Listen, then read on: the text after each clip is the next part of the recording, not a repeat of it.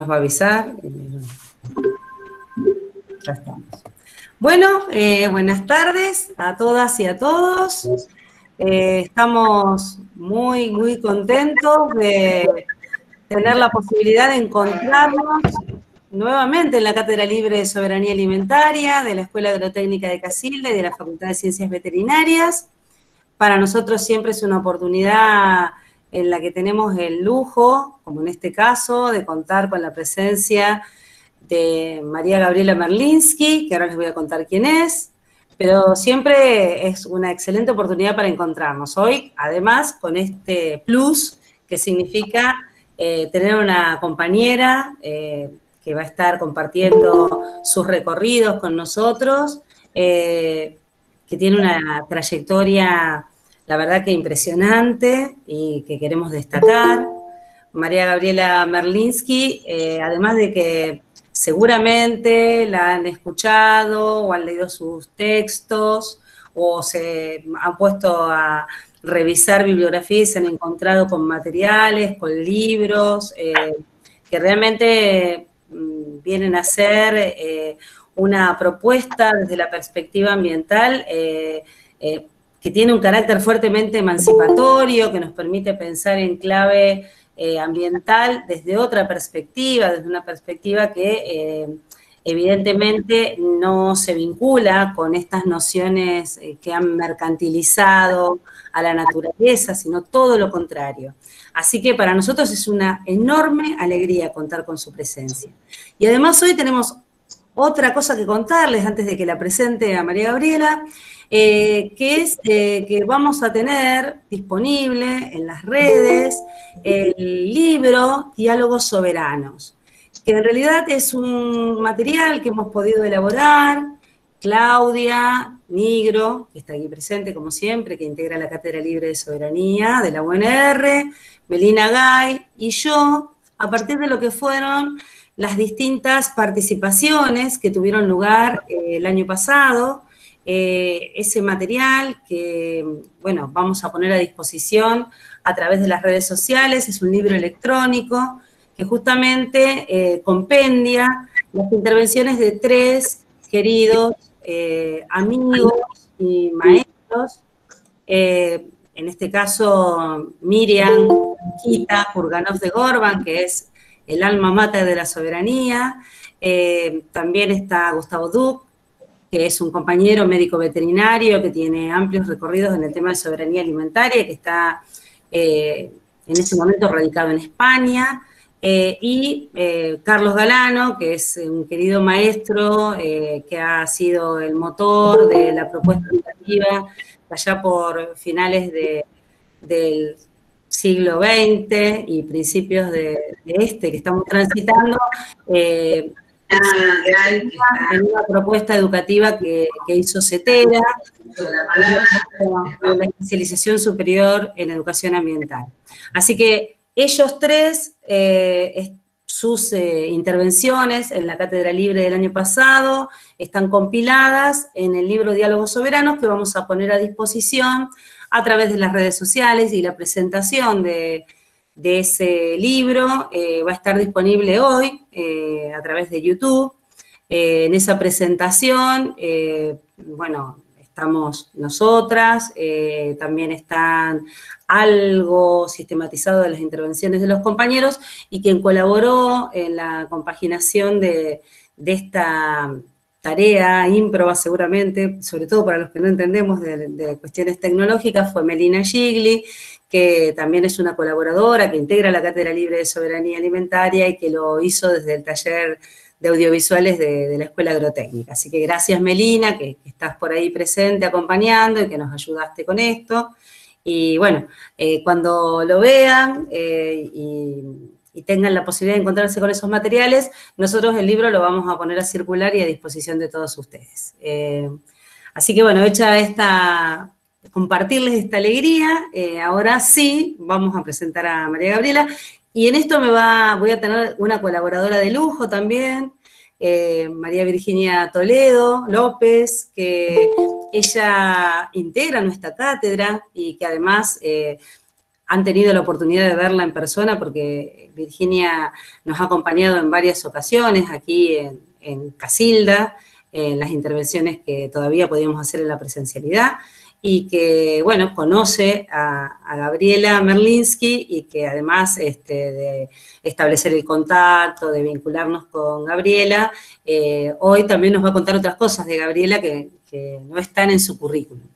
No voy a leer el currículum de Gabriela Merlinski porque es enorme, una compañera de una trayectoria impresionante, como decía, viene de un recorrido por la sociología en la Universidad de Buenos Aires, es licenciada en sociología, hizo la maestría o es magíster en ciencias sociales del trabajo, también de la Universidad de Buenos Aires, ha realizado el doctorado en ciencias sociales, también en la Universidad de Buenos Aires, el doctorado en geografía, especialidad geopolítica en la Universidad París 8, y ella cuenta que sus investigaciones se concentran en el campo de la sociología ambiental, buscando generar diálogos con otras disciplinas de las ciencias sociales, las ciencias ambientales y las humanidades científicas.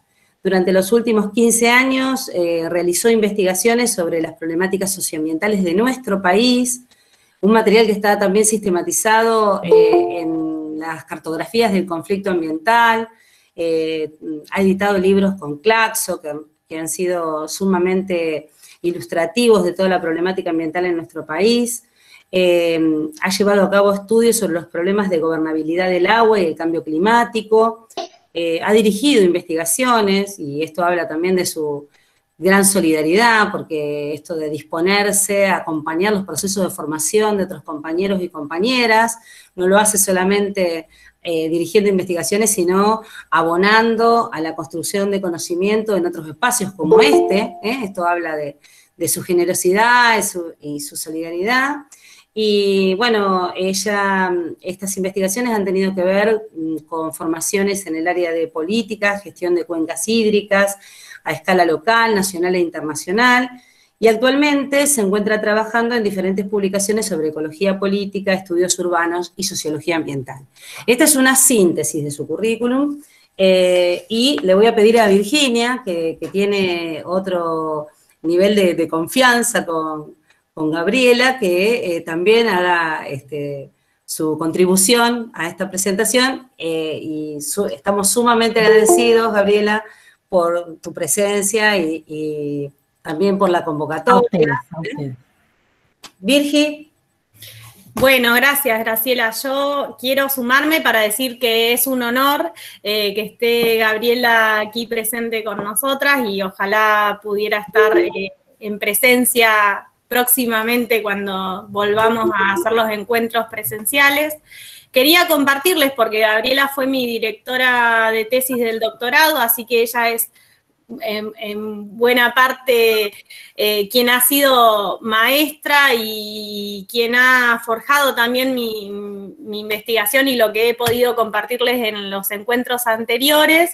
Y entonces quería destacar en ese rol de ella siempre pedagógico, su esfuerzo sistemático y su compromiso fuerte por fortalecer la relación entre la universidad pública y la comunidad educativa en general, coordinando cartillas de formación, por ejemplo, y labores que tienen que ver con lo que conocemos como extensión, ¿no? Pero que Gabriela intenta siempre darle ese tenor también a su labor científica, y haciendo el nexo entre la comunidad educativa en general y los territorios y las comunidades que sufren las consecuencias de las injusticias ambientales.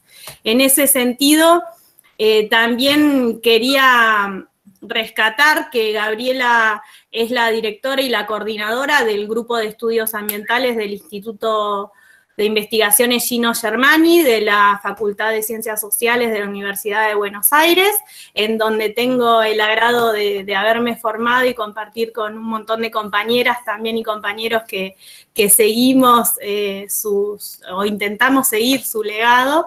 Y quería destacar también, como para compartirles algo de sus recientes publicaciones, dos libros que me parecen muy interesantes y que tienen un gran aporte, que son el anteúltimo que publicó junto a Paula Serafini, que es Arte y Ecología Política, donde también ahí nos muestra su faceta artivista y algo que conozco mucho, que es su siempre intención de alimentar desde otro lugar también la investigación, llenándola de arte y para lograr procesar los sentipensares también que generan el involucrarse tanto con este tipo de investigaciones de ecología política. Y finalmente su nuevo libro, que se los recomiendo a todos, que es el de Toda ecología es política, que realmente es una gran invitación a pensar en otros términos los debates actuales, y que bueno, un poco la charla de hoy creo que va a ir en eso. Y bueno, Gabriela también integra el grupo de ecología política latinoamericana de Claxo, y bueno, eso como para nombrar algunas cositas, pero podría decir muchas más, además de su gran pasión por la cocina y por los bailes, que les comparto así como detalles de color, y no ocupo más tiempo para que puedan disfrutarla. Así que gracias por compartir esto. Un gusto. Bueno, gracias a ambas, no me van a hacer llorar, por favor, les pido. Sí, yo creo que si no ponemos afecto en lo que hacemos, no es posible, no es posible sostenernos. Y un poco de lo que Vichy hablaba recién es eso, de todo el afecto que nos une a todos los que trabajamos estos temas, además, porque son temas en que se nos va la vida. ¿Y qué sentido tiene la vida sin alegría, sin comida, sin cocina, sin bailes, ¿no? Entonces mi vinculación con el arte también tiene que ver con eso, con que a veces uno les pasará a todos, todas, ¿no? Estando en campos que, siendo profesores en una escuela secundaria o en la universidad, son campos duros, áridos. A veces uno se repregunta, ¿no? Una se repregunta, bueno, ¿será que esto es? ¿No será que esto es otra cajita en la que yo he encerrado yo misma? Entonces, bueno, claro, tender puentes es también tender puentes de afecto. Gracias, Vichy, porque hay mucho cariño entre ambas. Bueno, hoy les voy a hablar, espero no ser muy larga, pero bueno, vamos a ir controlando. Son y 23. Cuando me pidieron un título, yo siempre hago eso, pienso unos títulos imaginativos y después les pongo contenido, porque sí me obligo a no repetir, trato de no repetirme. Y bueno, y empiezo por compartirles entonces el PowerPoint. El título es, ¿se ve bien? Todavía no vemos. Ahora un ratito siempre. ¿Ahora? Ahora se está viendo, sí. Perfecto. Transición ecológica y ecologismo popular en América Latina, notas para el cultivo de lo común. Que es un poco traerles hoy a todas, a todos, alguna de mis investigaciones, pero sin contárselas, porque si se las cuento se nos va mucho tiempo, serían como reflexiones en torno a mis investigaciones y a mis formas de intervenir, que como decía recién Virginia, tienen mucho que ver con estar en los territorios y estar siempre en diálogo con lo que pasa en los territorios. Entonces mi presentación se va a basar en 4 puntos, que es un poco algo de lo que se hablaba al principio, cómo pensar la cuestión ambiental desde un enfoque no tecnocrático, y eso es conectar con la ecología política. ¿De qué trata la ecología política? En segundo lugar, hablarles de algo que es muy singular, que es muy expresivo, que tiene una potencia muy particular, que son las movilizaciones ambientales tal como se dan en los últimos años en América Latina y en Argentina. Tienen algunas características. Esas 3 características que yo quiero señalar tienen que ver con, después lo voy a explicar, ¿no? Los lenguajes de valoración, con la defensa de los comunes y con políticas de conocimiento. Y al final quiero pensar agendas, cómo se conectan esos movimientos que pueden tener que ver con soberanía alimentaria, con resistencias a la minería a cielo abierto, con los debates por el trigo transgénico, con los afectados por la contaminación en grandes ciudades. Son todos movimientos que por ahí tienen sus agendas particulares, pero todos confluyen en una agenda que nosotros llamamos de la justicia ambiental. Entonces voy a tratar al final como de abrir algunas temas para que después conversemos en torno a estas agendas de la justicia ambiental en clave de transición ecológica. Si quieren pueden ir haciendo preguntas, no tengo problema que me interrumpan. En este momento yo no los veo porque el Meet tiene eso, que cuando pongo pantalla completa no los veo, pero ponen el micrófono y me avisan, ¿sí? Lo mismo si no me escuchan. Entonces, cuando hablamos de cuestión ambiental y hablamos de ecología política y hablamos de ecologismos populares, ¿de qué estamos hablando? Bueno, estamos hablando de un cambio muy fuerte que se ha dado en las sociedades contemporáneas en el siglo XXI, pero que claramente tiene un escenario muy intenso en las sociedades del sur global y en América Latina, que confronta, que se diferencia de eso que por ahí nosotros creíamos, cuando no estábamos en estos temas, que era el ambientalismo, que lo asociamos mucho con el ambientalismo global, ¿no? Que es lo que surgió en el siglo XX, a partir de la posguerra fría, a partir del movimiento antinuclear, a partir del movimiento de los jóvenes en contra de la guerra de Vietnam, el surgimiento de los feminismos conectados con el ambiente, pero que es un movimiento que en los países del norte global es muy especializado, está muy vinculado a un activismo político profesional y muy vinculado a los partidos verdes. Entonces, todavía hoy, cuando no se conocen estos movimientos, estas movilizaciones en los territorios, y muchas veces se usa como forma de desautorizar, se dice son ambientalistas. Asociado a este ejemplo, a este modelo, que es un modelo que nunca fue único, tiene muchas heterogeneidades, pero sobre todo se ajusta muy poco a lo que pasa en América Latina. Cuando en América Latina nosotros vemos las movilizaciones por el ambiente, lo que encontramos son poblaciones que reclaman por el agua, que reclaman por los cultivos, que reclaman por las semillas, que denuncian el avance de la deforestación, no solo en términos de lo que pasa con el bosque y los árboles, sino en torno a sus modos de vida, ¿no? Entonces lo llamamos ecologismos populares, es una palabra más que se ajusta más a la definición, porque son ecologías políticas que surgen desde los territorios. Es decir, que cuando se habla de ambientalismo en los territorios, se habla de aspectos disputados que tienen que ver con los alimentos, la tierra, el agua, y se ponen en juego debates muy profundos sobre la vida, los modos de vida. En el fondo, lo que siempre está en discusión en los ambientalismos populares es cómo queremos vivir juntos, qué nos permite vivir juntos y qué amenaza nuestros modos de vida, que además tienen historias, tienen tradiciones, tienen formas de vivir, ¿no? Y una cosa que nosotros estudiamos mucho, por eso esto de los libros que hablaban recién, las cartografías del conflicto ambiental, que ya son 3 tomos, es entender estos conflictos, cuando decimos conflictos son disputas, espacios en los que se disputa en torno a los recursos naturales o los bienes comunes, pero que también son disputas, cuando uno lo mira desde la ecología política, uno ve que hay disputas de poder, por el poder de decidir sobre esos recursos, en torno a la propiedad. Muchas veces lo que se discute es la tierra, el uso del suelo, quién accede, quiénes pueden apropiarse de la tierra y transformarla en un commodity, porque antes tuvieron un acceso privilegiado a la propiedad. Y también el conocimiento, qué sabemos, qué decimos que es el papel de los alimentos o qué pensamos de la agricultura, y también las identidades, cómo nos referenciamos como mujeres, como migrantes, como pueblos indígenas, como campesinos. Esas identidades también están en disputa en los conflictos ambientales.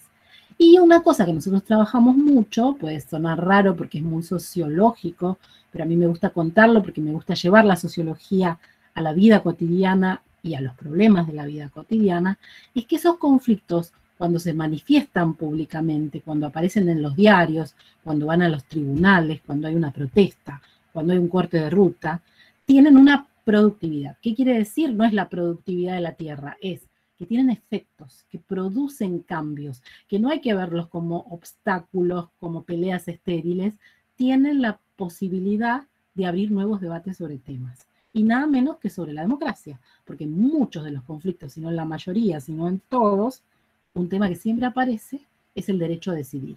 Esto se decidió sin consultarnos. En 1994 instalaron el paquete tecnológico vinculado a la soja transgénica y nadie nos consultó. Ahora quieren hacer lo mismo con un paquete vinculado al trigo transgénico y nadie nos consultó. Vivimos en una localidad que tiene un cerro, el Famatina, por decir alguno, lo quieren destrozar, nadie nos preguntó. Entonces hay debates muy profundos en torno al sentido de la democracia. Y entonces a mí me gusta mucho esta foto, que es de un compañero que se llama Albert Piazza, que siempre me presta fotos. Esta es la movilización de 2019 en Mendoza, cuando el gobernador quiso dar por tierra la ley 7722, que era una ley que había surgido de la movilización y de las calles, que es la ley que protege el agua de Mendoza, que es una zona de riego, que depende mucho de los glaciares y de la nieve para tener agua, y esta ley el gobernador la dio por tierra justamente para habilitar la minería.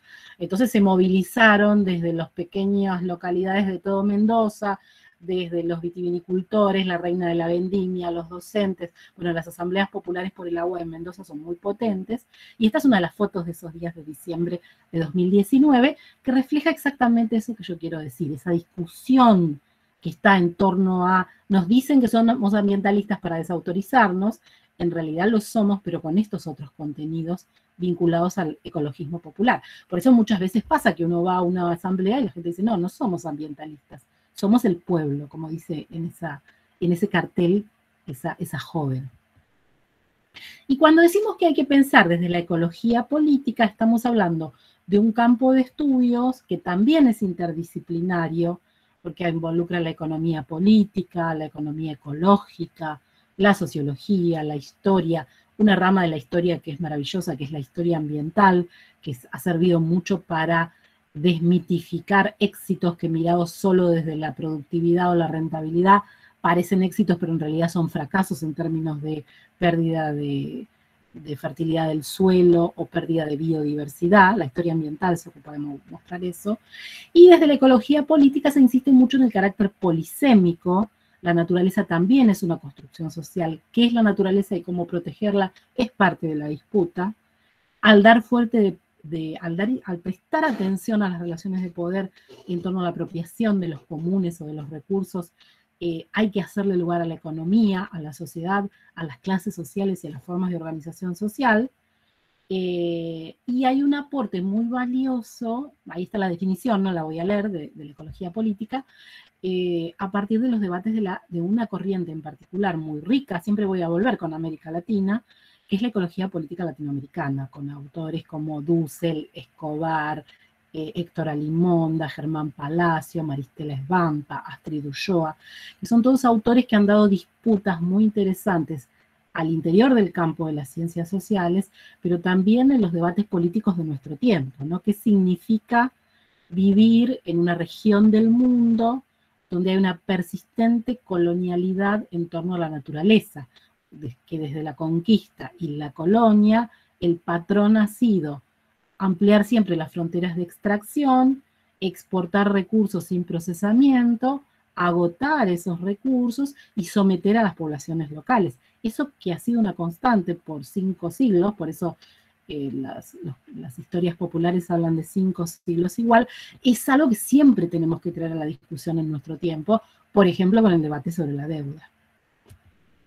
Y pensar desde la ecología política entonces es prestar atención al modo en que la expansión de fronteras extractivas va generando nuevos conflictos, porque este es un proceso en expansión. Si uno estudia la historia económica reciente de Argentina, el momento clave son los años 90, con la gran apertura de la economía, el nefasto gobierno de Menem, que fue un periodo de avance, de reformas neoliberales, privatizaciones. Ahí se generaron las principales leyes que permitieron desregular aspectos ambientales clave para lograr que avance la minería, etcétera, etcétera. Pero eso es un proceso que no se termina y que siempre tiene nuevos hitos. Tiene que ver con un proceso económico que se destaca por la explotación de grandes volúmenes de recursos naturales a un ritmo muy acelerado. Acá hay un problema de velocidad, que es incompatible con los tiempos de recomposición de los ecosistemas. En América Latina implica ser un elemento extraordinario para la renta global del capital. O sea, no existiría el capitalismo sin esa expoliación de América Latina. Entonces tenemos este problema de la maldición de los recursos, de que nuestros gobernantes nos dicen, o la clase dirigente nos dice, somos un país agroexportador, tenemos riqueza, somos el granero del mundo, Pero eso es una maldición en realidad, mirado en esos términos economicistas, porque hace mucho más volátil las economías latinoamericanas y nos especializa a ser exportadores de commodities y a estar siempre dependiente de vulnerabilidad de precios internacionales. Me imagino que ustedes en esta cátedra deben hablar mucho sobre esos golpes de mercado y cómo influyen en el precio de los alimentos. Y eso es lo que genera conflictos, no solo porque el extractivismo cada vez se apropia de mayor territorio, hace uso muy intensivo del agua, altera las cuencas, dinamita montañas, produce impactos ambientales que quedan en el territorio, muchas veces en actividades que son a un tiempo de finalización, que después se van a ir, pero también es un fenómeno de carácter político que genera graves problemas para la democracia, porque en los territorios donde el extractivismo genera más renta, hay una disputa por esa renta de las clases dirigentes, piensen en provincias como San Juan, por ejemplo, y eso hace que se generen zonas de sacrificio. Los propios dirigentes someten a la población a esas zonas de sacrificio porque se producen economías de enclave que, sin embargo, generan ciertas rentas para las dirigencias locales. Entonces, es un problema para la democracia, piensen en Chubut, por ejemplo, toda la disputa que hay por la minería. Claramente la minería no tiene consenso social en Chubut y hay una movilización en Chubut que es pionera de las movilizaciones sociales, movilizaciones ambientales en Argentina, viene del año 2003. Está clarísimo que Chubut no quiere minería, pero ahí hay una legislatura que está totalmente atada a los intereses de la minería, ¿no? Entonces, la definición más precisa de estos ecologismos populares tiene que ver con la defensa de las condiciones que permiten la reproducción de la vida. Los actores que participan en estos conflictos aprenden sobre ecología y aprenden mucho, pero no como esa disciplina especializada de la biología, sino en el marco de disputas económicas en términos de valores culturales e identitarios. Y aquí una foto de una escuela campesina de Córdoba, que me la prestó Marina Airana Quiroga. Es la escuela campesina de Quicho, creo que se dice así, Quicho. Y bueno, y no les puedo contar acerca de todas las movilizaciones sociales ambientales que hemos estudiado en los últimos años, en nuestras investigaciones sobre las cartografías de los conflictos. Lo que nosotros hacemos es estudiar los ciclos, en qué momento aparecen los temas, en qué momento desaparecen, cómo muchos temas que aparecieron en Esquel después se retomaron en el conflicto por las plantas de celulosa en el río Uruguay. Por ejemplo, Esquel es la primera asamblea ciudadana ambiental, pero después el modelo del río, de la Asamblea Ciudadana Ambiental de Gualeguaychú, sigue un poco el esquema de Esquel, como sin Gualeguaychú no hubiera pasado nada con el riachuelo, porque es el caso testigo para que la Corte Suprema de Justicia intervenga en una demanda que presentaron vecinas y vecinos afectados por contaminación con plomo en Villa Inflamable, en la zona sur de la ciudad de Buenos Aires, en la parte del polo petroquímico Dock Sud. Cómo después de eso también surgieron todas esas leyes, peleas por leyes que han sido claves para instaurar derechos y para definir pautas mínimas de protección ambiental. La legislación ambiental habla de leyes de presupuestos mínimos. Ese fue el caso de la ley de bosques nativos, que hubo todo un periodo de movilización en las calles y de iniciativas populares. Algo parecido está pasando en este momento con la ley de humedales. Bueno, todo lo que es la lucha de los pueblos fumigados, que me imagino que ustedes en estas cátedras la deben tratar un montón, desde la campaña Paren de Fumigar o Paren de Fumigarnos, pasando por toda la valerosa lucha de las madres del barrio Ituzaingó Anexo, hasta llegar al movimiento por la oposición de la planta de Monsanto en Malvinas Argentinas. Y fíjense, yo ahí le puse algunos ejemplos, Esqueles 2003, 2004, 2002 mejor dicho, pero fíjense en los últimos años cómo hay cada vez más conflictos, ¿no? Mendoza se reabre el tema del 2019 con ese intento que después fracasó, el gobernador tuvo que dar marcha atrás con la ley 7722, pero fíjense incluso en la pandemia todas las campañas que ha habido con el tema de mega granjas porcinas, con el tema de trigo transgénico, con el tema de humedales, porque además son conflictos que se reavivan porque cada vez más el colapso ambiental es más profundo por alteraciones en los ríos, por el tema de los incendios, por los informes que nos llegan del panel intergubernamental de cambio climático sobre la dinámica del clima, que cada vez es más peligrosa. Nos quedan 30 años para descarbonizar las economías. Y lo que nosotros decimos respecto de estos conflictos es que lo que hay en común en todos ellos, hay más cosas, pero hay tres que yo quiero compartir con ustedes hoy, es que se ponen en juego otros lenguajes de valoración, implican una forma de entender lo común y la vida en común, lo comunitario, lo comunal, y hay disputas muy fuertes en torno al conocimiento, y por eso es tan valioso que estemos hoy aquí conversando, ¿no? Que existan, por ejemplo, esta iniciativa maravillosa que son las cátedras de soberanía alimentaria, porque hay mucho que disputar en los espacios de conocimiento. Sobre los lenguajes de valoración siempre me gusta citar a un autor catalán, que es uno de los padres de la economía ecológica, por lo menos contemporáneo, que se llama Joan Martínez Alier. Y él tiene una frase que dice más o menos, bueno, dice así porque la tengo ahí escrita. Fíjense que encontré una imagen preciosa de monedas que no son usadas para pagar, ni para comprar, ni para vender, sino que son puestas en la base de unos cultivos, ¿no? Fíjense qué resignificación. Esa es la idea de la disputa por lenguajes de valoración que se dan en los conflictos ambientales. Joan Martínez Alier dice esto: los afectados, aunque entienden el lenguaje económico y aunque piensan que es mejor recibir alguna compensación que ninguna, acuden a otros lenguajes que están disponibles en sus culturas. ¿Vale argumentar en términos de subsistencia, salud y bienestar humanos directamente o hay que traducirlos a dinero? ¿Cuál es el valor estético de un paisaje no traducido en dinero sino por sí mismo? ¿Cuánto vale la vida humana no en dinero sino en sí misma? Son preguntas que nacen de la observación y participación en conflictos ambientales en diversos lugares del mundo.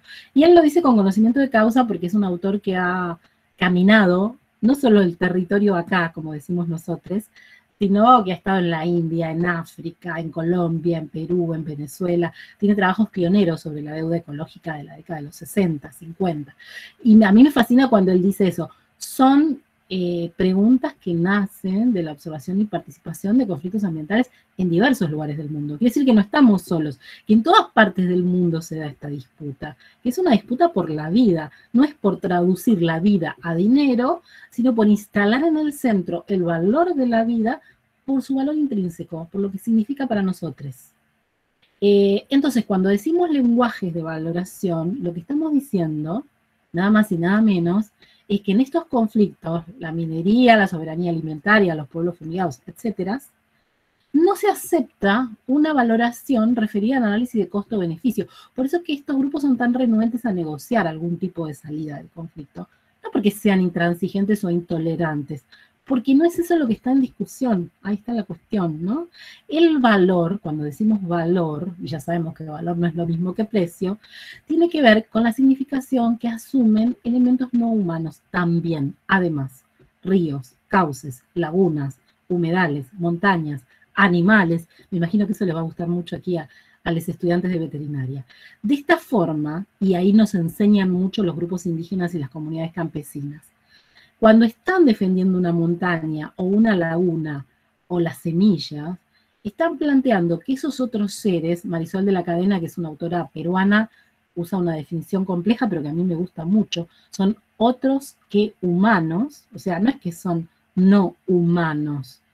Además de lo humano hay otras vidas, y no deberíamos usar la vida humana como parámetro del resto de las vidas. Son sagrados, en el caso de las comunidades indígenas, porque somos parte de ellos y el universo es un todo viviente. Quiere decir que si hay lenguaje de valoración, es porque también se le hace espacio a esos otros que a veces hasta pueden ser seres de la religión, seres de los mitos, de las tradiciones, de las culturas. Y esta visión cada vez se extiende más, afortunadamente, en las grandes ciudades. Los que habitamos en ciudades ya no podemos desentendernos, por ejemplo, de los hábitats que fabrican vida, como son los humedales. Cada vez que llega el humo a Buenos Aires, y sabemos que el delta del Tigre, del río Paraná, se está incendiando, ahí nos acordamos que hay un problema, pero ese problema no deberíamos verlo como ajeno. Si no hay aire respirable, tampoco vamos a poder vivir en las ciudades. Si no hay el alimento suficiente, tampoco vamos a poder vivir en las ciudades. Y cuando hablamos de comunes, no hablamos solo de los bienes comunes. El agua, el conocimiento, son comunes porque son también ámbitos del entorno natural y social que son claves por nosotros para la subsistencia y la seguridad. Cuando los movimientos que defienden la soberanía alimentaria dicen la semilla es patrimonio de los pueblos o la agricultura campesina enfría el planeta, están haciendo referencia a la defensa de lo común, que es eso que no es de nadie y que es de todos, que lo compartimos en común, porque si fuera privatizado no sería sustentable, pero además que contribuimos a acrecentar con nuestras prácticas comunes. Y también están, por supuesto, los comunes reproductivos, gran ejemplo de común, porque la reproducción de la vida, que las niñas crezcan, que las niñas vayan a la escuela, que estén bien alimentados, que estén confortados, contenidos, que reciban afecto, todo lo que es necesario para la socialización, también es parte de un común que se llama reproducción de la vida. Y siempre ha sido así, salvo en las clases sociales altas, en las clases populares, se ponen en común los medios materiales que permiten esa reproducción, que permiten sostener el interés colectivo, que permiten lazos de apoyo mutuo. Y eso ocurre siempre con diferenciaciones, sobre todo de género. Tradicionalmente se nos asigna a las mujeres un rol muy importante en ese sostenimiento del común reproductivo, muchas veces, nunca, es pago, y para nosotras es toda una disputa tremenda que involucra nuestra vida, nuestra existencia, el afecto, porque sabemos que lo queremos hacer, pero no lo queremos hacer solas, y además se nos pone en juego nuestra autonomía para hacer otras cosas. Hoy hablábamos de las pocas decanas universitarias que hay. Bueno, tiene que ver con eso, con cómo juegan los comunes reproductivos en la vida de las mujeres. Y cada vez más hay una discusión sobre los feminismos territoriales, que lo que hacen es ampliar eso hacia espacios comunitarios, y abre una interesante discusión sobre éticas del cuidado, qué quiere decir reciprocidad, qué quiere decir interdependencia, qué quiere decir ecodependencia, y, o casualidad, cada vez más son las mujeres en los territorios que defienden el ambiente, que dan esta disputa por los feminismos territoriales. Por eso hablamos de ecofeminismos. Ahí tengo a Vandana Shiva, ahí tengo a Berta Cáceres, ahí tengo una joven que dice no somos territorio de conquista. Y en lo que tiene que ver con políticas de conocimiento, bueno, hay que saber que el conocimiento es un común esencial, que en todos los conflictos ambientales siempre se juega una pregunta fundamental, que es el conocimiento de quién cuenta, a quién le vamos a prestar atención cuando nos dicen que los transgénicos son seguros, o que una sustancia no contamina, o que el problema de la bajante del río Paraná tiene que ver con causas externas del cambio climático que no podemos resolver, que no interviene la acción humana, etcétera, etcétera. Entonces siempre necesitamos incorporar conocimientos, producir, generar conocimientos para dar esas discusiones. Es un común esencial. Hemos visto también, siguiendo conflictos ambientales, que hay muchas maneras de generar conocimiento desde los territorios.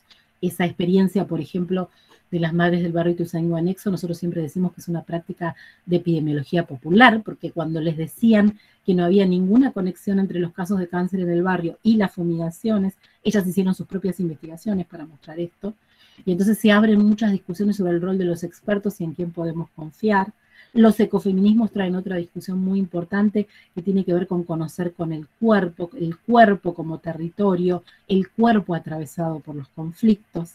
Aparece mucho esto de los saberes ancestrales de las comunidades, que por lo que sabemos han resuelto siempre mucho mejor vivir en coevolución con el ambiente, vivir sin ser depredadores, con formas de vida, de cultura, de tradición, de conocimientos ancestrales, que no solo protegen la biodiversidad, sino la sociodiversidad. Ahí les puse un ejemplo, porque estos días me han invitado los grupos de Salinas Grandes con el tema del litio. Ellos han generado un protocolo de consulta que se llama Cachiyupi, Huellas de la Sal, y adaptan todo el protocolo de la OIT, de consulta previa, el 169, a un modelo de socio y biodiversidad, que es decir, bueno, ¿cómo nos tendrían que consultar a nosotros, que somos los guardianes de la sal? Y bueno, como ya expliqué antes, también en esas políticas de conocimiento está la agencia no humana. ¿Quién defiende a los animales? ¿Por qué los carpinchos son importantes? ¿Por qué los humedales? ¿Por qué las cuencas? ¿Por qué deberíamos salir del excepcionalismo humano que nos hace creer que estamos por encima de los otros seres vivos? Y hay agendas de la justicia ambiental. Cuando decimos justicia ambiental, estamos diciendo una disputa con lo que ha sido definido como injusto ambientalmente. La injusticia ambiental es el mecanismo por el cual sociedades desiguales desde el punto de vista económico y social destinan la mayor carga de daños ambientales del desarrollo a las poblaciones de baja renta, a los grupos raciales discriminados, a los pueblos originarios, a las comunidades campesinas, a los barrios obreros, a las poblaciones marginalizadas y vulnerables. Entonces, la agenda de la justicia ambiental es muy poderosa, porque entra con un debate sobre desigualdades, pero también en clave ambiental. Está diciendo, miren, no solo la renta está mal distribuida, no solo la tierra está mal distribuida, los daños, los peligros ambientales están mal distribuidos entre países, entre regiones, entre generaciones. Piensen en las generaciones futuras que no tienen la posibilidad de opinar, pero también entre grupos y clases sociales. Y en todo el mundo, el movimiento de la justicia ambiental abre discusiones muy interesantes en términos de una moneda no metálica. Es decir, es una agenda, conectando con todo lo que dije antes, que plantea demandas muy tangibles ancladas a los modos de vida, las semillas y la soberanía alimentaria, el agua, las semillas y la soberanía alimentaria, el derecho a la vivienda, pero dónde vamos a vivir, sobre territorios contaminados, cómo se distribuyen los espacios en la ciudad. Entonces introduce el problema de la desigualdad en la agenda ambiental y por eso mismo el reclamo no es compensación económica, no alcanza con paliar económicamente una vez que el daño se ha producido, hay que transformar el sistema social para que el daño no se produzca. Hay una búsqueda de reconocimiento por fuera de las instituciones, hay una articulación de luchas sociales, movimientos campesinos, ecofeminismos, grupos de jóvenes. En los últimos años habrán visto que hay un avance impresionante de los jóvenes, ¿no?, en estos debates. Hay una discusión sobre las violencias de género, pero también la violencia simbólica, que supone negarle la palabra a los otros, a las otras. Y hay demandas muy fuertes al Estado para que garanticen el acceso equitativo a bienes ambientales y para que cese la discriminación en la protección ambiental, porque a veces hay leyes buenas, pero no se cumplen o se cumplen solo en los territorios más afluentes. Entonces, ¿cómo sería pensar la transición ecológica desde una perspectiva de justicia ambiental? Y acá vienen mis notas para el cultivo de lo común, y son preguntas, yo no tengo las respuestas, me gustaría que las dejemos abiertas, que las pensemos juntos, que queden para otra clase si quieren, o para otra charla. Yo creo que tenemos que empezar a hablar de deuda ecológica porque sí, estamos entrampados en una discusión que cada vez que planteamos estos temas, los dirigentes nos dicen que el problema es el crecimiento económico, que hay que crecer a cualquier costo porque si no, no se puede distribuir. Y lo que no entienden estos dirigentes es que si seguimos el sendero del crecimiento económico, lo que perdemos es la posibilidad de sustentabilidad. Tenemos que poder conectar agendas porque hay agendas locales, regionales y globales. Empieza a haber un debate muy interesante sobre crisis climática. No nos podemos quedar afuera desde nuestros territorios en ese debate.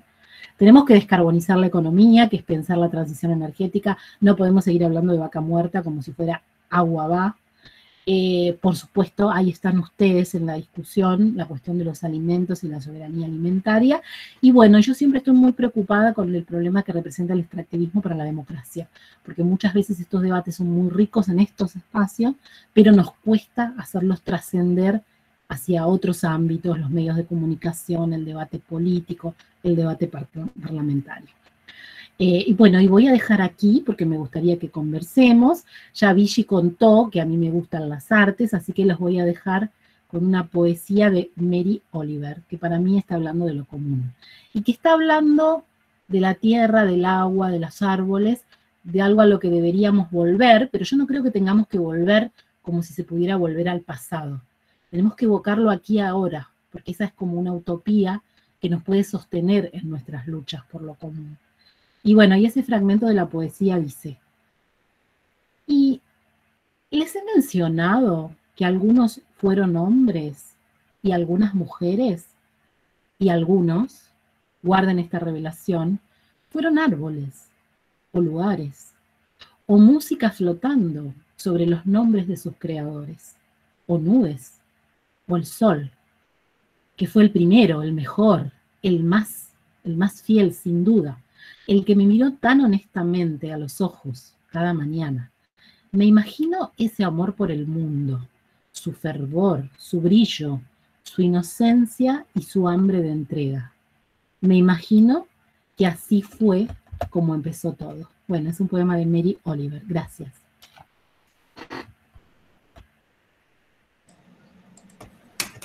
Gracias, Gabriela.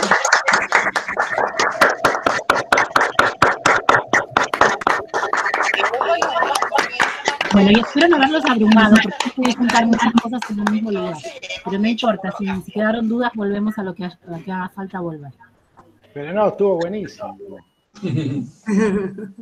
Muy lindo. Bueno, hermoso, sí, realmente. Bueno, compañeras y compañeros, Gabriela ya ha planteado el tema de que le gusta conversar, así que vamos a habilitar un espacio para las preguntas o para los comentarios. Recordemos ir al foco, ser breves para darle la posibilidad a Gabriela que conteste, pero también a otros compañeros y compañeras que hagan sus intervenciones. Así que bueno, vamos a ir levantando la mano, destrabando el micrófono, como quieran, y vamos a comenzar, si les parece. Y también si a alguno le da un poco de timidez, pueden escribir ahí en el chat la pregunta. También. También. Claudia, vos estuviste revisando el chat, ¿no? Sí. No he visto ninguna pregunta, por el contrario, muchos agradecimientos y por supuesto dicen que la charla fue muy interesante y a todos parece que les gustó.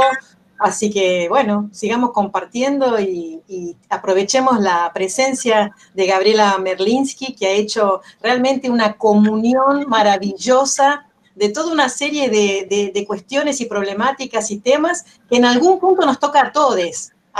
Cuando habla de la fauna silvestre, yo ya me pongo loca y pongo Cátedra Libre de Fauna Silvestre UNR porque introduzco el tema, porque hablamos en tus términos, María Gabriela, en nuestra materia, en nuestra cátedra libre. Por eso es tan interesante toda esta cuestión. Así que bueno, ahí la tienen, disfrútenla. Bien. ¿Quiere alguien intervenir, hacer algún comentario? Compañeras, compañeros. Mónica levantó la mano. A ver, Mónica Esther Bustos. Hola, compañeros. ¿Cómo están? ¿Me escuchan? Sí, sí. Sí. Bueno, excelente la charla. Gracias, Gabriela. Y te quería preguntar, porque nombraste acá la huella de la sal, ¿puede ser? Cachi Yupi, en quichua, ¿no? Esto, ¿no? Me interesó mucho el tema del lenguaje, ¿sí? Y no sé si los reclamos por el litio, no sé cómo las mujeres allá ponen el cuerpo al territorio, no sé si se entiende la pregunta, como para poder contarnos algo, como dijiste que estuviste hace poco, y esto, ¿no? De descarbonizar, ¿no? También pensando en la matriz energética en relación, ¿no?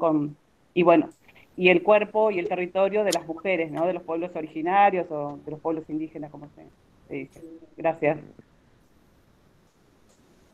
Sí, no estuve personalmente, porque justo hablábamos al principio de que la pandemia nos ha dejado en estos cuadraditos, que bueno, más o menos logramos poner calor ahí. Pero sí me invitaron a una actividad muy linda y que también me fascina lo que hablaba Virginia al principio, de cómo podemos, la palabra es extensión, pero podríamos ya encontrarle otra manera distinta, ¿no? De nombrarla, es articulación, es diálogo. Que es como cosas que hacemos se traducen en los territorios de otras maneras, ni siquiera copiadas. Y en el caso de Salinas Grandes y Laguna de Guayatayoc, hace 2 años armaron una red con gente de la Facultad de Filosofía y Letras. La Facultad de Filosofía y Letras de la UBA tiene una sede en Tilcara. Y ahí hay unas compañeras que armaron un observatorio de conflictos ambientales para acompañar a las comunidades en su reclamo por el tema, no solo del litio, hay muchos avances de minería en todo el territorio. Entonces, para presentar resultados del observatorio, hace creo que 1 mes o 2, después les busco el link para que lo vean, armaron como unos videitos cortos con los líderes de las comunidades, estaban las abogadas, porque ese caso se llevó también ante la Corte Suprema de Justicia, y a mí me impresionó mucho cuando presentaron esto de Cachi Yupi, porque fue...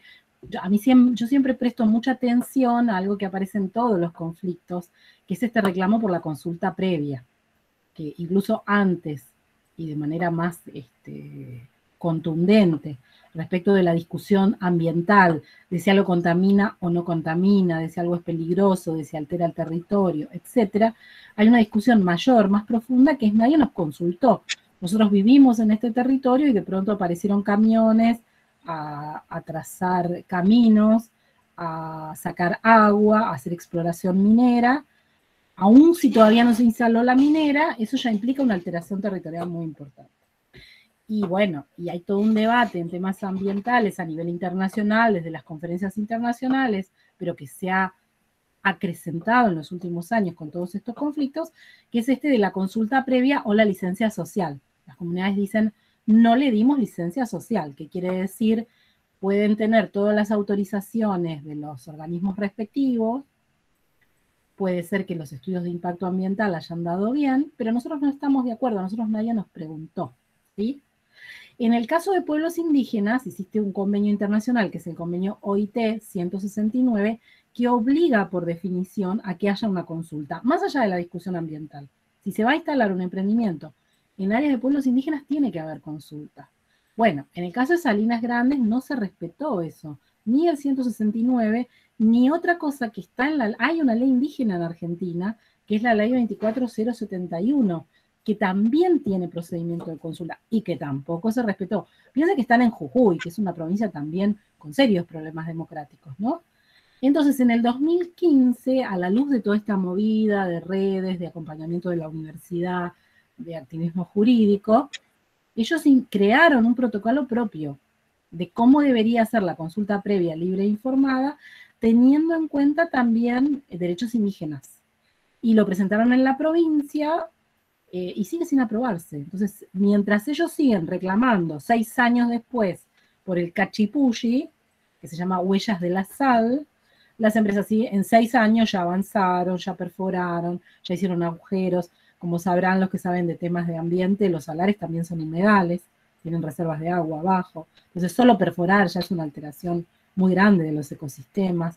Los salares están entre lagunas, esas lagunas son clave para la cría de animales en la zona, ya están teniendo problemas con la cría de animales. Entonces yo traigo la palabrita Cachipulli para traer de nuevo mi discusión de lo complejo y lo difícil que es hacerse oír en los conflictos ambientales, ¿no?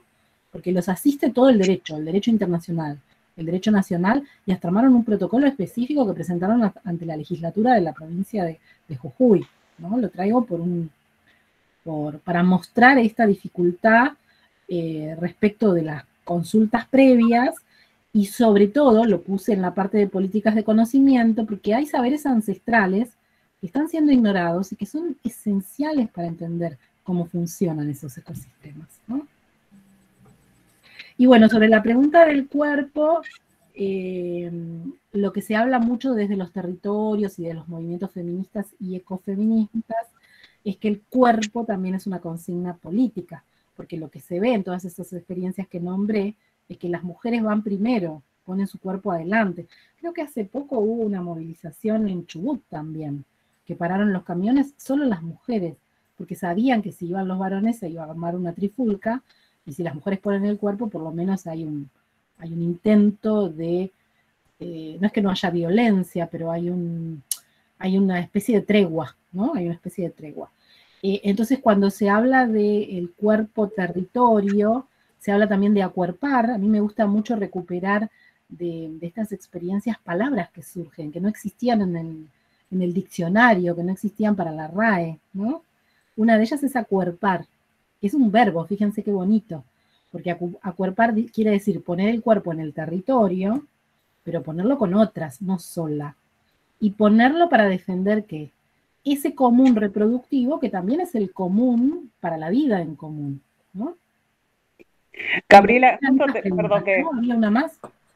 No, Sí. Te quería interrumpir porque esto que comentabas vos, perdón, por ahí les quito tiempo a mis compañeros, por el desalojo, no sé si están enterados de los desalojos que se están llevando en Santiago del Estero por la empresa Manaos, ¿no? Me vino esto también, la defensa del cuerpo de las mujeres, ¿no? Frente a estas bandas armadas y cómo está todo relacionado, y son muy parecidos los casos. Si vienes por la tierra, es en la tierra, el territorio, los bienes comunes. Gracias. A vos, Mónica. ¿Cómo hacer que sea verdaderamente efectiva la consulta previa en los territorios de grupos étnicos donde las multinacionales terminan violando los acuerdos y haciendo extractivismo?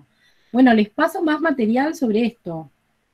Cachipulli está para bajar, es un documento precioso, muy bien escrito, que traduce todos los temas de OIT, de Convenio 169 y legislación nacional, a este otro lenguaje de los derechos de los pueblos originarios y del conocimiento ancestral. Por ejemplo, dicen, ¿por qué pensamos en huellas de sal? Porque este documento se enraiza en lo más profundo de nuestra identidad, en la herencia de nuestros abuelos y abuelas, en los vestigios de su lucha por nuestro territorio, en las señales que nos dejan sus pies, en las marcas que nos dejó la historia, en los rastros de sus aprendizajes y saberes, en la impresión profunda y duradera de su cultura. Entonces, ¿cómo hacer? No sé, pero sí que hay ejemplos concretos que los invito a que los vean. No es que han logrado resultados ahora, pero tendremos que seguir insistiendo.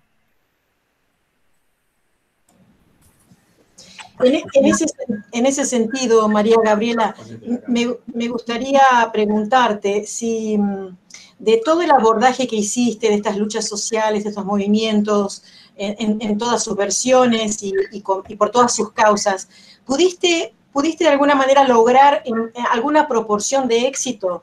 ¿Podemos decir que si no existieran estas luchas y estas resistencias, estaríamos en peores condiciones que en la que nos encontramos? Y aunque no hayamos logrado la victoria total que pretendemos, hemos logrado sí de alguna manera lentificar o impedir directamente mayores tragedias ambientales y sociales y económicas y etcétera.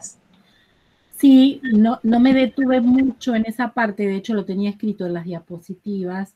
Cuando nosotros hablamos de la productividad de los conflictos, lo que hacemos es pensar a lo largo del tiempo, y cuando decimos tiempo es un tiempo prudencial, que pueden ser 3, 4, 5 años, las comunidades son muy persistentes, son muy resistentes, cómo esos conflictos tienen ecos en las cuestiones jurídicas. Hay muchas leyes que no existirían sin esos conflictos. El ejemplo del riachuelo, no existiría la autoridad de la cuenca Matanza-Riachuelo si no hubiera habido toda esa movilización legal previa.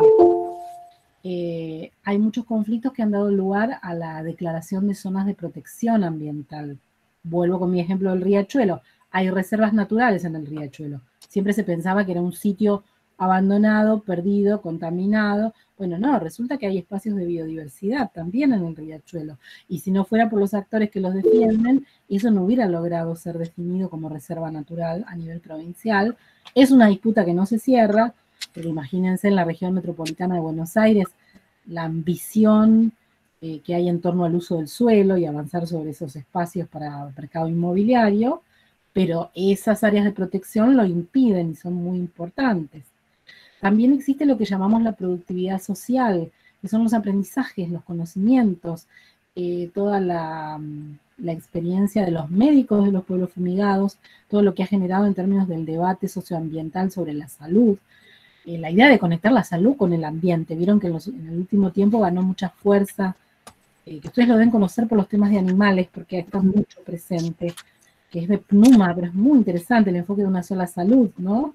Que más que pensar en las vacunas, que por supuesto tenemos que vacunarnos y tiene que haber vacunas, hay que pensar en las causas de la pandemia, y las causas de la pandemia tienen que ver con zoonosis, y la zoonosis la genera el extractivismo. Y entonces, ¿cómo se piensa en una sola salud si no conectamos todo eso? Bueno, eso surge de los conflictos. Lo que pasa es que son fuerzas muy desiguales, por eso a veces nos desalienta. Pero en Argentina en particular, que las instituciones democráticas funcionan, no vamos a decir lo contrario, tienen mayor visibilidad los conflictos, y eso es muy importante. El caso de Chubut, piensen que es 2003, son 19 años para parar la minería, y los intereses del otro lado son fuertísimos, y sin embargo por 19 años lo estuvieron logrando. Ojalá que puedan continuar en los mismos términos, ¿no? Pero hay que entender eso también, y eso es bien de la sociología, que las sociedades están divididas en clases, en grupos sociales, en identidades. No es posible pensar en una sociedad sin conflictos. En todo caso, lo que tenemos que es aprender a cómo involucrarnos en esos conflictos, a entender cuáles son las posiciones e intereses de los actores, a traer el debate en torno a los conflictos al debate público, al debate político, porque el debate es lo contrario de la violencia, ¿no? Lo que pasa es que son territorios muy desiguales también en las provincias, ¿no? Lo que contaba la compañera respecto de Santiago del Estero. Hay territorios que están como que son muy poco visibles, que las comunidades tienen mucha dificultad de hacerse oír, y que entonces hay como violencias que están como encapsuladas, ¿no? Por eso es tan importante difundir, por eso yo voy a todo lugar que me llamen, porque esos grupos, esos territorios necesitan visibilidad, tenemos que acompañarlos para que tengan visibilidad.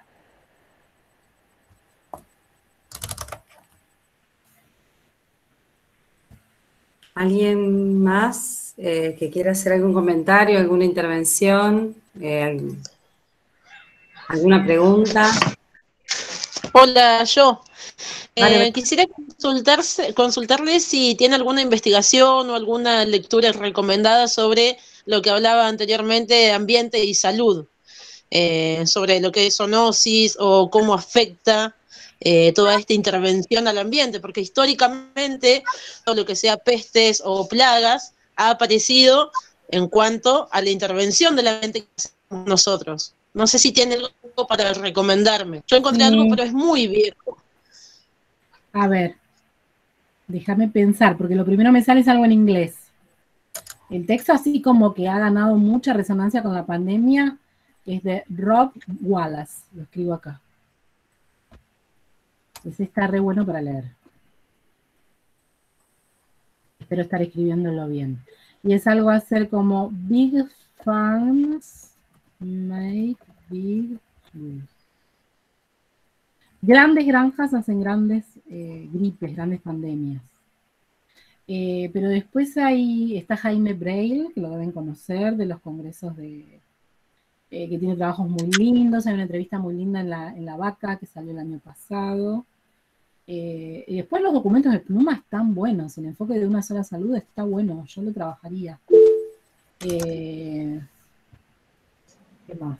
Sí, también, perdón, Gabriela, también los compañeros del Instituto de Salud Socioambiental de acá de Rosario, Damián Berseñasi y todo su equipo, vienen trabajando este concepto de una sola salud, y ellos lo hacen basándose fundamentalmente en el relevamiento que han realizado en el sur de la provincia de Santa Fe, en el sur de la provincia de Córdoba, en el norte de la provincia de Buenos Aires, y lo que hacen es ver de qué se enferma la gente, de qué nos enfermamos y de qué nos morimos, mayoritariamente en toda la zona industrializada, donde se ha dado el desarrollo productivo hegemónico.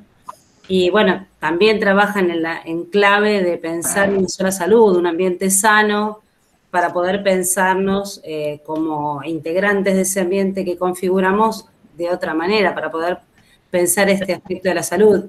Es un material también muy interesante, y hay varias publicaciones hechas sobre este tema, sobre todo han hecho registros de esos campamentos sanitarios y están documentados. Figura Instituto de Salud Socioambiental. Perdón, Gabriela, que interrumpí. Pero... Sí, no te escucho, está buenísimo, estamos todos para aportar. Hay un texto de Sandra Díaz, supongo que la conocen, que es de la Universidad Nacional de Córdoba, es bióloga. Muchísimo. María Gabriela, intenté ponerme en comunicación con ella porque la quería invitar a que formara parte de las actividades virtuales de nuestra cátedra, y parece que tiene un perfil muy bajo y es muy... no es difícil de lograr acceso a ella, y por lo tanto no me contestó los mails, en una palabra. Ah, qué pena. Pero hay un documento escrito entre 6 o 7 autores, que lo tengo en la computadora, pero ahora no me acuerdo el título, pero después se los mando por mail.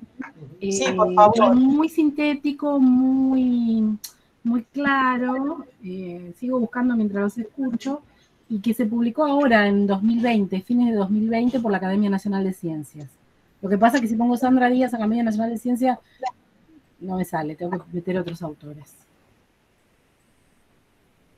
Muchas gracias, Gabriela. Pero les mando por mail igual.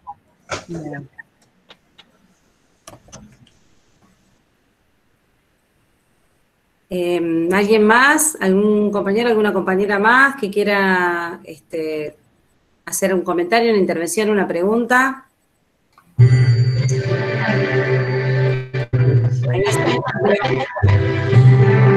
Bueno. No lo Algo que se puso ahí en funcionamiento inesperadamente. Sí, no sabemos. ¿Puedo preguntar? No, bueno. Vale. Primero Claro. me encantaría agradecer, la verdad que te deja pensando todo lo que dijiste, muy, muy bueno.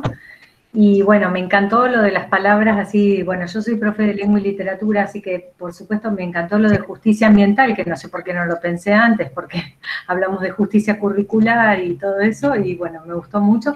Y lo de acuerpar me encanta, me encanta. Me parece que las mujeres tenemos una larga tradición en acuerparnos entre nosotras y también con otros. Y luchar, me parece que por eso tenemos a las madres y a las abuelas, ¿no? Y bueno, y me quedo así pensando, te digo, la verdad, me encanta el tema ambiente, pero por ahí me desaliento porque a veces siento como que desde el ambientalismo hay una cuestión de todo o nada, que entiendo que es así, porque, digamos, pensar todo el tiempo y en el ambiente o seguramente te lleva a pensar o todo o nada, porque nos vamos a morir en poco tiempo si seguimos así. Pero me da la sensación, me desespera un poco como que no hay una conexión con la política partidaria, o me da a mí la sensación, como para intervenir más fuertemente en cuestiones así, en leyes. O sea, yo sé más o menos que, digamos, siempre hay legisladores que consultan a los ambientalistas, pero como que siempre lo veo como de afuera, como que son consultados, como que, pero siento que se necesitaría ganar terreno en la política partidaria, y a veces me da la sensación de que el ambientalismo como que toma distancia de eso, porque entiendo que, bueno, estamos en sistemas que son absolutamente contrarios al cuidado del ambiente.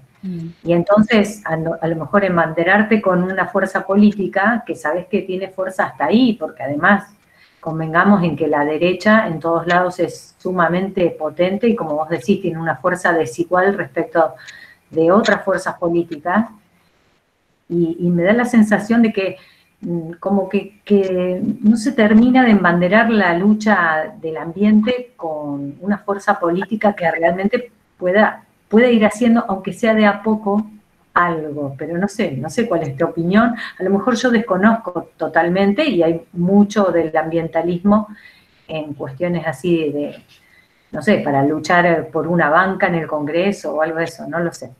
Eso te quería preguntar. Está muy buena la pregunta. A ver, por un lado eso de todo nada, ¿no? Estudiando desde las ciencias sociales, nosotros seguimos mucho las movilizaciones a lo largo del tiempo, no solo ahora acá. Y ahí hay como materias enteras sobre movimientos sociales, ¿no? Hay autores, hay los ciclos de la protesta, etc. En Argentina eso cambió mucho post-2001. No se olviden, somos todos contemporáneos a esa crisis brutal que tuvimos en el 2001, que fue una crisis social, política, institucional, económica, una crisis, le decimos nosotros, sistémica, ¿sí? Y es una crisis de la que salimos, en parte, si no en mayor parte, por la imaginación social, por la capacidad de organizarlos, por la capacidad de acuerparnos, ¿no? De ahí salieron, no sé si se acuerdan, las asambleas, ¿no? Que había en cada, sobre todo en las ciudades, ¿no? Nos juntábamos en la calle, en la plaza, para pensar juntos, ¿no? Después eso se fue desactivando, pero para mí los grandes herederos de esa movilización son las asambleas ciudadanas ambientales. Todo lo que conté antes en la diapositiva.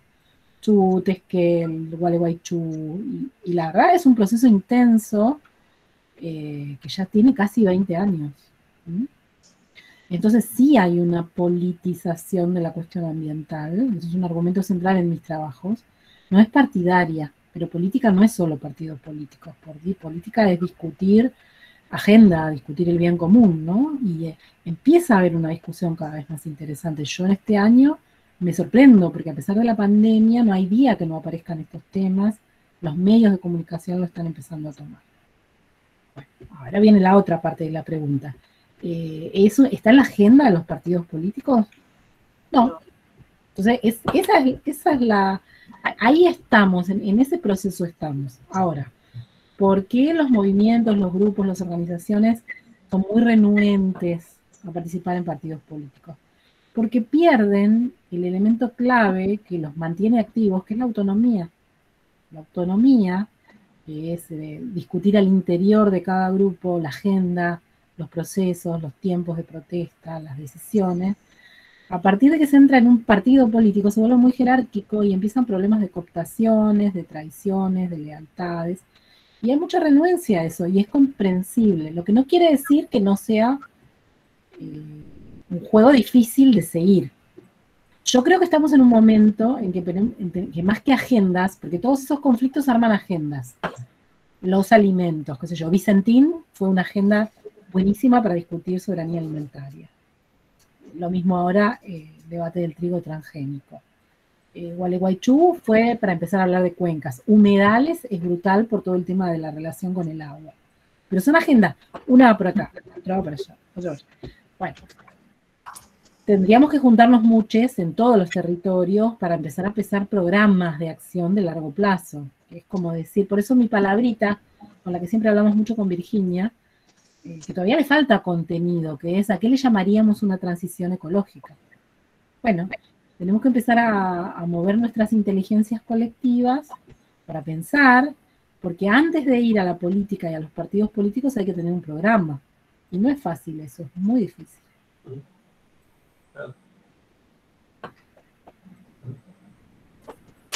Gracias, muchas gracias.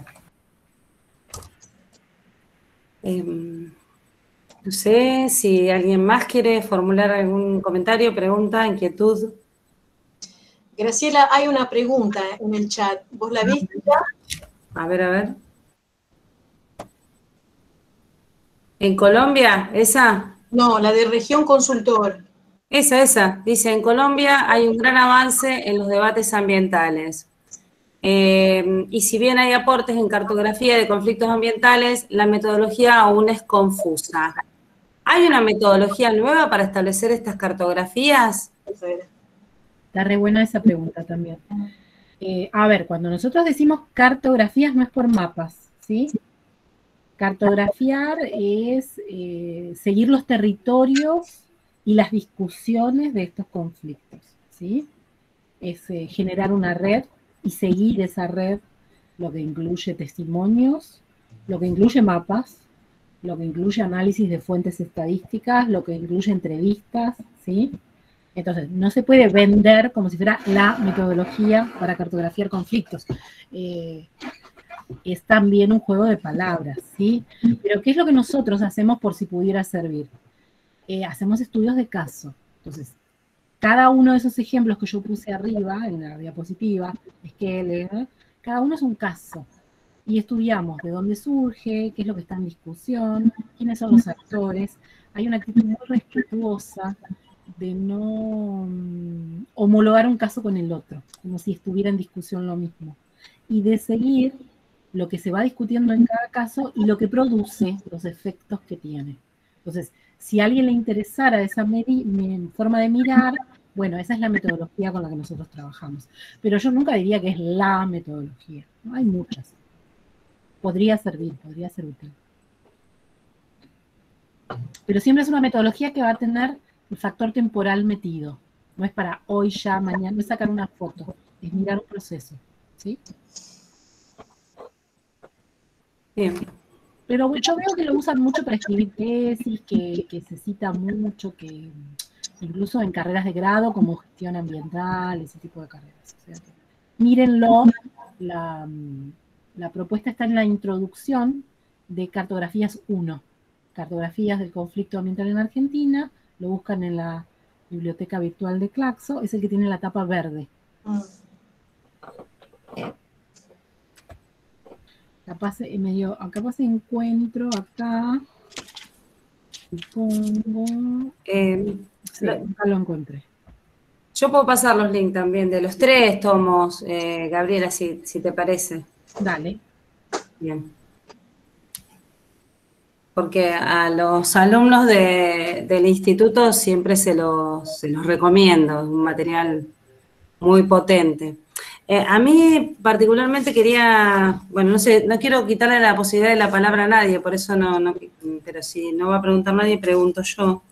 A mí me parece un concepto muy interesante el de conflicto ambiental, porque en esto que vos planteás, cuando hablas de los conflictos ambientales, me parece que hay como una vuelta de tuerca en relación a lo que uno entiende por el problema ambiental, porque justamente reconoce la multidimensionalidad del conflicto, todas las voces que intervienen, y bueno, vos hoy lo decías con claridad cuando dijiste pensarlo también en el marco de lo que significan las tensiones y las disputas, ¿no? Que se ponen en juego en el contexto con el cual interactuamos.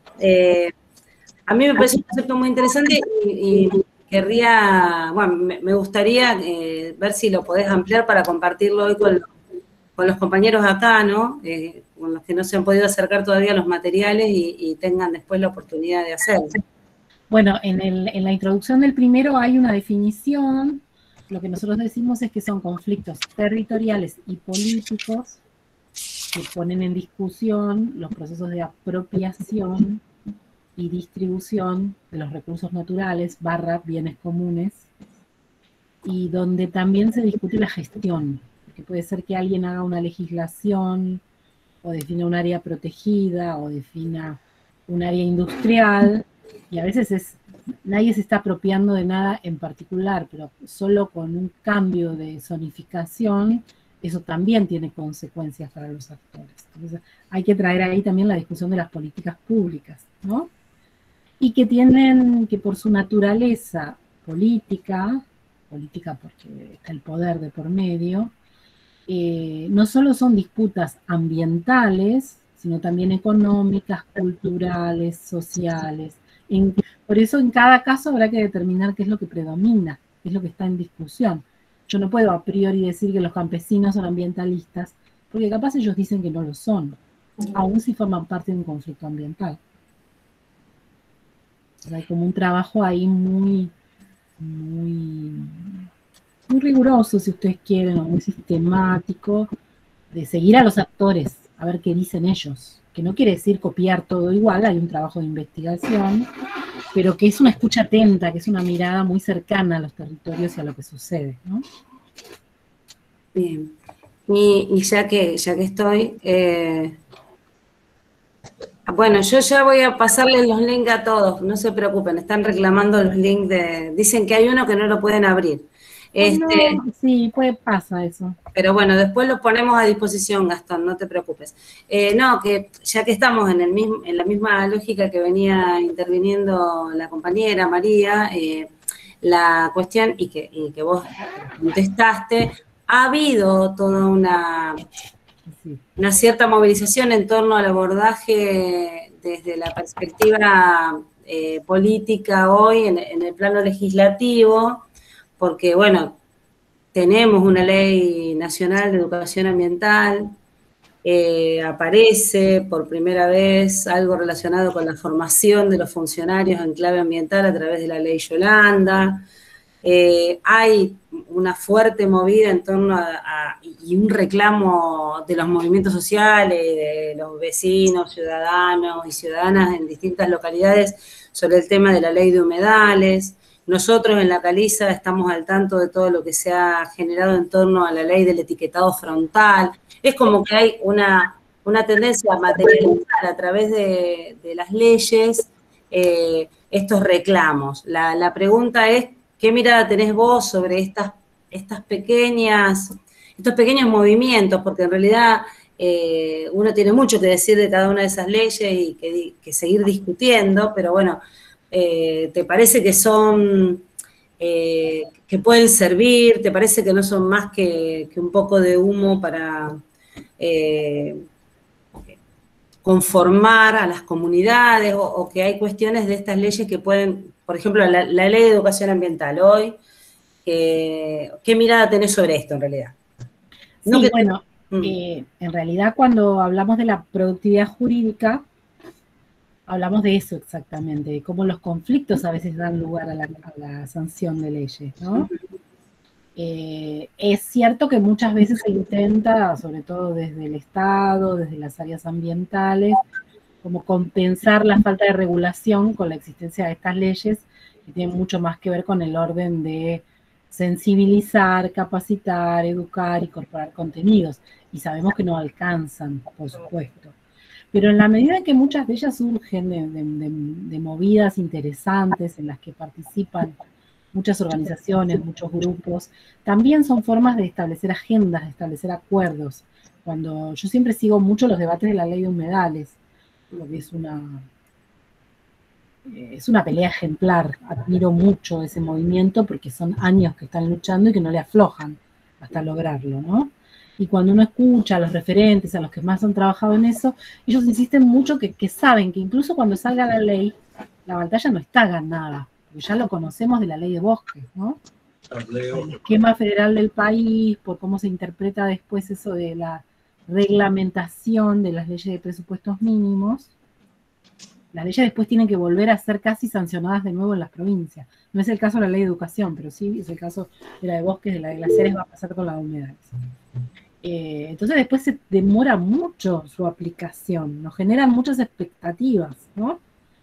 Pero lo que dice la gente que está activando esto de la ley de humedales es que lo que se logró es un consenso muy grande entre muchas organizaciones, de tal manera que hay acuerdos sobre los contenidos. Claro, hay otras leyes que salen más a las apuradas, es el caso de la ley de educación ambiental.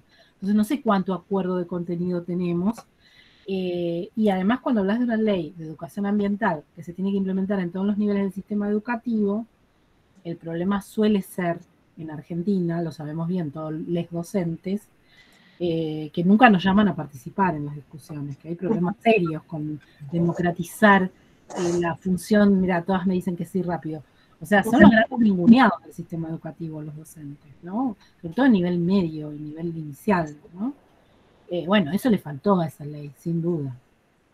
Entonces, ahora ustedes tienen que ir corriendo a aplicar contenidos, pero nunca le preguntaron por esos contenidos, cuando ustedes son los que conocen mejor que nadie cómo enseñar contenidos en la escuela media, por ejemplo. Ni que hablar si es educación tecnológica, que tiene otra complejidad, ¿no? Camila y Mónica levantaron la mano. Sí, sí. Buenas, ¿cómo va? Muchas gracias, primero que nada. No sé si le mío era una pregunta, era más que nada una intervención, ya que capaz veo que se pueden hacer. Hablo desde mi lugar, yo tengo 21 años, hablo desde mi lugar de la militancia como juventud, en esto y en tantas otras cosas que yo, desde lo personal y lo colectivo, milito para que salgan leyes, proyectos y ordenanzas, porque entiendo que también eso es lo que nos da derechos, y que, por ejemplo, la ley de humedales es lo que eventualmente va a hacer que un humedal se consagre como una especie de sujeto de derecho, y que también en torno a eso se puedan implementar determinadas acciones, por ejemplo, punitivistas ante particulares o empresas que van y arrollan sobre ese sujeto. Y que para nada podemos verlo como digamos, como una tendencia. O sea, entiendo que capaz sí a mí me falta ver una mirada mucho más histórica, donde capaz el pueblo no salía a las calles por miedo, porque no había un Estado de derecho y de democracia, y ahora sí, pero, o sea, desde lo más interno de la pasión militante, me parece que es salir a las calles a pedir derecho y que se materialicen en una ley. Me parece que también aparte nos hace sentarnos en un plano, ya sea municipal, provincial o internacional, como diciendo, bueno, vos antes de entrar acá tenés que cumplir tales cosas. O sea, qué sé yo, pensemos si capaz el territorio argentino tuviera leyes contra leyes, bueno, de vuelta, tenerla no es lo mismo que se cumpla, pero ahí también está todo el pueblo, digamos, reclamándonos. Si el territorio argentino tuviera leyes como, por ejemplo, contra el extractivismo, capaz que no tendríamos 5 o 6 empresas que nos saquen el 70% de la soja que se cultiva en el país. Entonces entiendo que para mí es un poco la materialización de todo esto, y que para nada se puede pensar sin la gente que lo vive en primera persona, digamos, que son la primera barrera ante los agrotóxicos, ante las quemas que nos están haciendo en el río, y bueno, y así con cualquier otra injusticia. Nada, era eso. No hay ninguna pregunta, simplemente mi intervención. Gracias. Gracias, está bueno, es parte de lo que tenemos que discutir, está buenísimo. Mónica. Mónica había levantado la mano. Sí, había Mónica. Sí, otra vez. Bueno, con lo que decía Camila también, ¿no? Desde el aula también podemos, ¿no?, cambiar esta situación. Y quería preguntarle a Gabriela, porque esta ley de ambiente está en un país, digamos, que tiene un modelo, ¿no?, agroindustrial, se podría decir, ¿no? Hace poco salió una noticia de que se estaba probando con la comunidad Wichi, con los niños de la comunidad Wichi, ¿no?, magdalena de soja transgénica. Y pensando en el trigo también, ¿no? Es como que, bueno, ahí habrá que pensarlo, ¿no? Cómo intervenir. Me parece que está bien la ley, ¿no? Pero vamos a tener que, bueno, no fuimos consultados por ahí los docentes, pero desde el aula lo podemos, ¿no?, llevar y, bueno, plantear esto, ¿no? Esta disputa que hay entre los modelos, agroecología o este modelo que viene con el paquete tecnológico. Bueno, más que nada era eso lo que quería decir. Gracias. Buenísimo. Bueno, no sé si hay algún comentario más. Yo, más que nada, bueno, agradecerle enormemente a Gabriela. Uno quiere decir que buena que estuvo, que linda la presentación, pero no, todo el contenido también que es fuerte. Y bueno, y por resumir brevemente también todas estas historias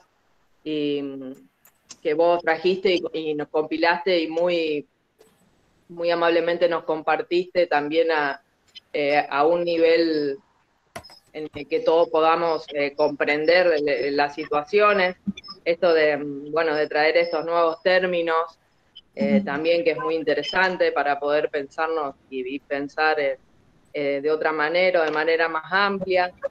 Después, por otro lado, y como docente también agradecer esta fusión o esto que vos lo nombrás como que van de la mano, el tema de hacer investigación y hacer extensión, digamos, y de hablar de una misma cosa, y en base a eso, bueno, por poner tu cuerpo también en investigar o en llevar la ciencia para todos, digamos, investigar y dar luz a estos temas que, bueno, que a veces no es fácil, digamos. Hay otros caminos que están más aceitados y sería mucho más fácil caminar.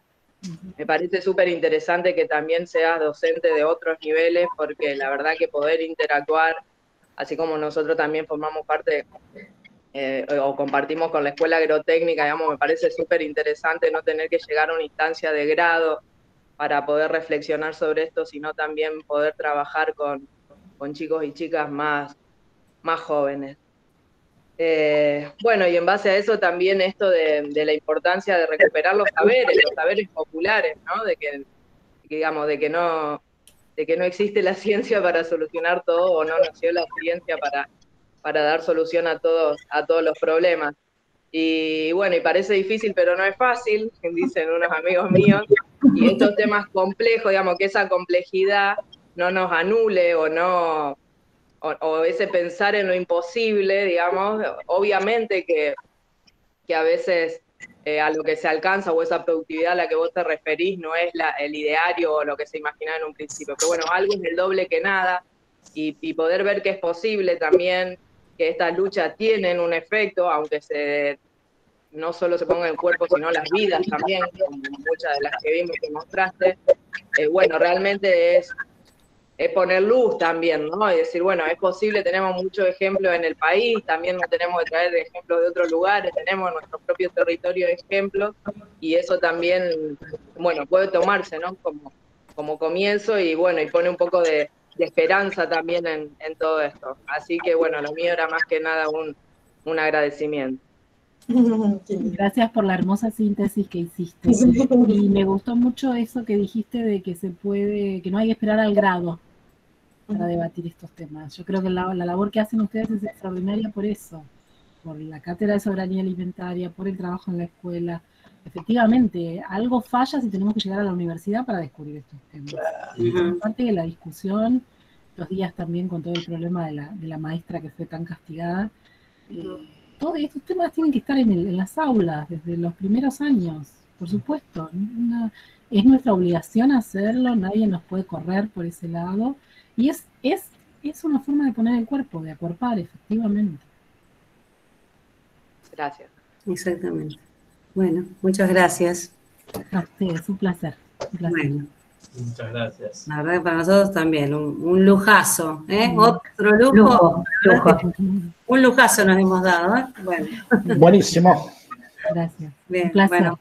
Un placer. Gracias, María Gabriela. Ojalá la próxima sea en Casilda. Sí. ¿Cómo no? Siempre una invitada, ¿eh? Acá te esperamos. Claro. Esperamos. El agro, que es tan linda. Sí, Bueno. Bueno, gracias a todas y todos, hubo mucha gente, me sentí muy acompañada, los sentí muy hospitalarios, muy linda la manera en que me presentaron, así que gracias, cuentan conmigo. Bueno, y esperá venir personalmente, vas a ver cómo hospitalarios que somos. Una fiesta. La primera salida para acá. Bueno, Gracias, David, hasta pronto. Gracias. Seguro liga dulces, que son tan ricos. Un abrazo, cuídense mucho, todas. Bueno, gracias. Chao. Gracias. Chao. Gracias.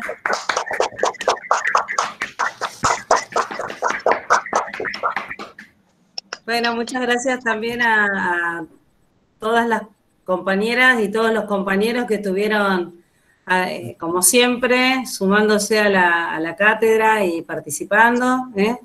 Para nosotros siempre es un placer encontrarnos en este espacio.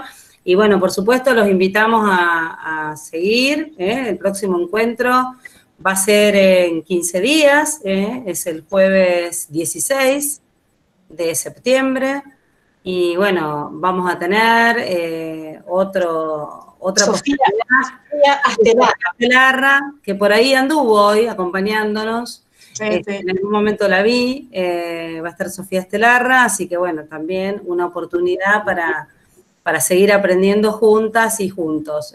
Muchas gracias por estar. Rosana, abrazo de Biochakra. Gracias por estar. Gracias a ustedes, como siempre. Ya, queremos tomate.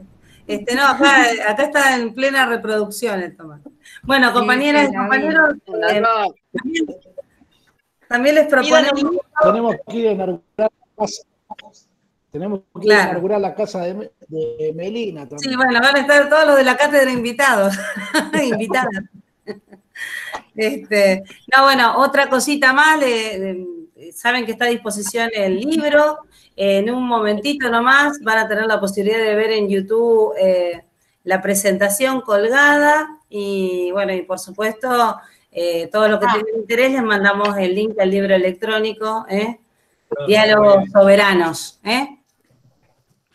Esta manera que hemos encontrado de comunicarnos en tiempos de pandemia. Aguante, Mapuche. Bueno, muchas gracias. Hasta luego. Chao. Gracias. Hasta pronto. Melina, tu ventanal quedó divino. Vi tu ventanal en el Face y quedó divino. Recopado.